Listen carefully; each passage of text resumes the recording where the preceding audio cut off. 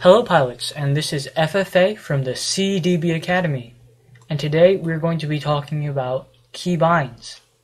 To get to keybinds, move to the upper side of your screen, then move to the left, and click the main button right here. It's flashing right now. So, then you go here and then click keybinds. So, what are keybinds? Keybinds are keys that have specific functions, and you can change that key to do a different specific function. So for example, I can click this. Wait a second, let me explain something. Right now I'm pressing Y because that's my Bandicam push to talk button. So if I click one of these, it's going to change to Y automatically. So I'm going to press Y. I'm going to click this without pressing Y, so you will see what it looks like before you change the keybind. So I'm going to click this now.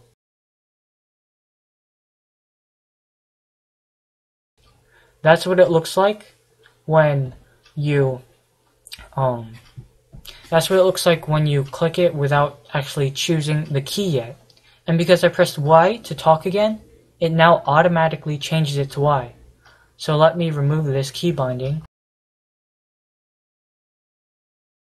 So there's unbind key right there, and that's basically it. There's also joystick settings. I'm not going to fiddle with that. You can do that yourself. And right now I'm going to explain some useful keybinds. Okay, so gradually increase speed and set speed to max are useful in invasion, because sometimes you want to be like going as fast as possible without actually looking at the screen. So for example, I can do set speed to max and then alt tab it to go on the internet while my ship is flying through space. I'd have to check back on it periodically depending on how fast my ship is. The downside of this is that I can't easily respond to AIs or players attacking me.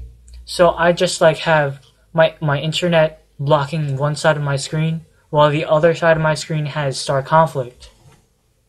Gradually increased speed is useful for those convoy missions, like you're protecting a transport, and they move at 100 meters per second, so you can increase that to 100 very carefully, and then you just move along at the same pace, so you don't have to keep pressing W or keep shifting to match their speed.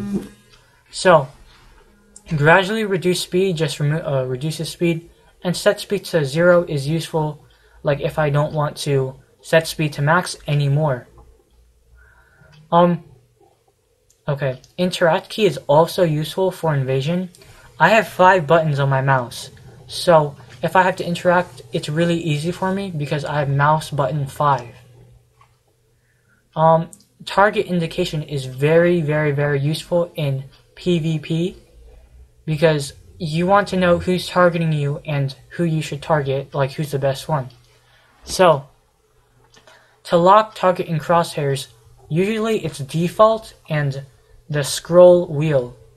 Usually it's R and the scroll wheel, and to pin your target, which is the red circle, you double click the R button or the middle scroll wheel.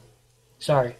To lock any enemy, like you don't know where your enemy is but you know he's there, just click whatever your keybind is.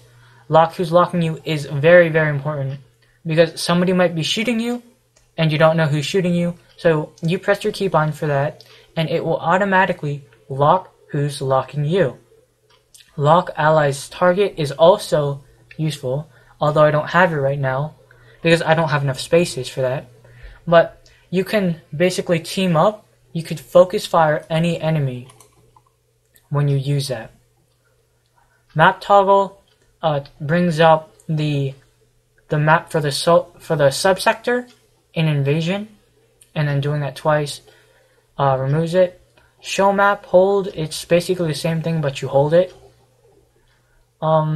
Okay, look back is useful in invasion and PvP because when you enter a warp gate, you can look behind you and see if anyone is about to sneak up on you and kill you. So that's useful too. Look around is useful in PvP when you want to look around without changing your trajectory. So you can keep going straight, but you can look to your right as well.